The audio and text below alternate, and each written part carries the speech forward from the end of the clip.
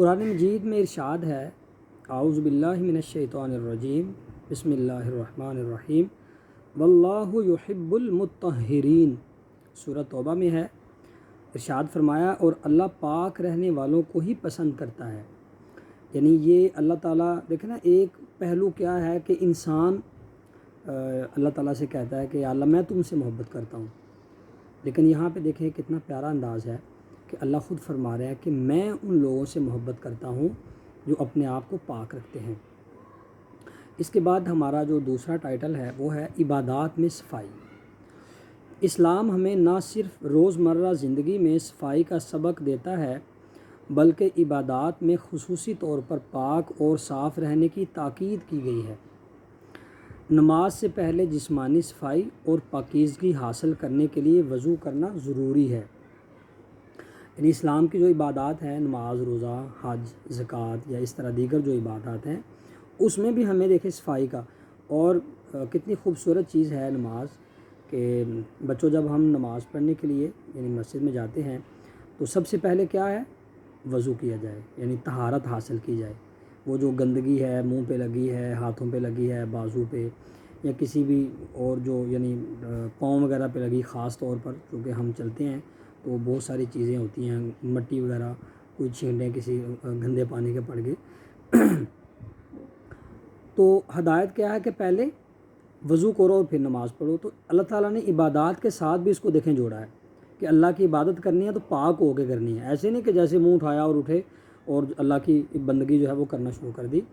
نبی کریم صلی اللہ علیہ وسلم نے جمعہ کے دن غسل کرنے کی خصوصی ہدایت فرمائی ہے۔ یعنی ایک تو عام طور پہ آپ صلی اللہ علیہ وسلم نہاتے تھے، لیکن جمعہ کے دن خاص طور پہ بڑے اہتمام کے ساتھ۔ اسی لیے میں نے آپ بچوں کو بھی کہا تھا کہ آپ نے کوشش کرنی ہے کہ جب ہمارا نیکسٹ لیکچر ہو تو اس میں آپ نے باوضو ہو کے بیٹھنا ہے، کیونکہ یہ اسلامیات کا پیریڈ ہے، اس میں ہم احادیث بھی پڑھتے ہیں، قرآنی آیات بھی پڑھتے ہیں، تو ہمیں تھوڑا سا اس کا اہتمام کرنا چاہیے کہ ہم وضو کر کے بیٹھیں۔ اور ویسے بھی احادیث کے اندر آتا ہے کہ اگر کوئی شخص یہ چاہتا ہے کہ اس کے رزق کے اندر برکت ہو تو رزق کی جو برکت ہے اس کو جوڑا گیا ہے وضو کے ساتھ کہ وہ ہمیشہ باوضو رہنے کی کوشش کرے۔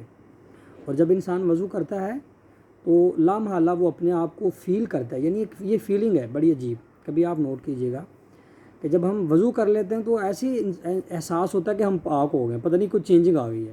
تو یہ ہے وضو کی برکت۔ حج کی ادائیگی کے لیے بھی جسم اور کپڑوں کا پاک ہونا ضروری ہے۔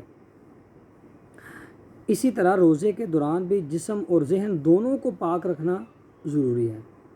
نبی کریم صلی اللہ علیہ وسلم نے اس کے بارے میں ارشاد بھی فرمایا، آپ نے فرمایا کہ اگر کسی نے روزہ رکھا اور وہ سارے کام کیے جو اللہ کو ناپسند ہیں تو بس اس نے بھوک ہی جو ہے برداشت کی ہے، باقی حاصل اس کو کچھ نہیں ہوا۔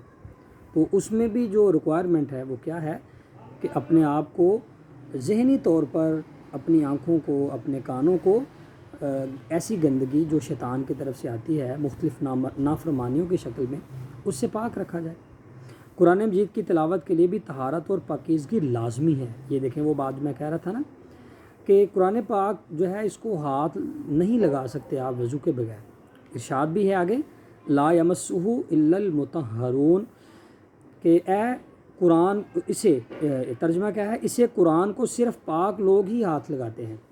تو پاکی کیا ہے؟ وضو جو ہے وہ اس کو تلاوت کرنے سے پہلے، اس کو ہاتھ لگانے سے پہلے۔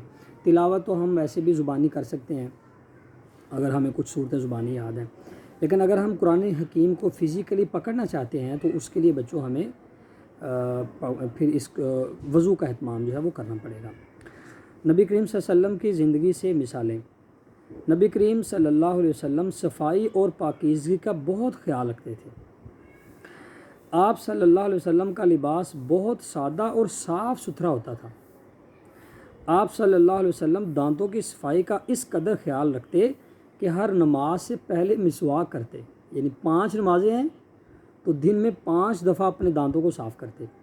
اور پھر اس کو تھوڑا سا اور بھی ریلیٹ کر دیا ان چیزوں کے ساتھ، فرمایا کہ اگر کوئی انسان مسواک کر کے نماز پڑھے گا تو اس کا اجر جو ہے وہ 70 گنا زیادہ جو ہے وہ بڑھا دیا جاتا ہے۔ ویسے جماعت کے ساتھ اگر ہم نماز پڑھیں تو ہمیں 27 گنا اس کا ثواب ملتا ہے۔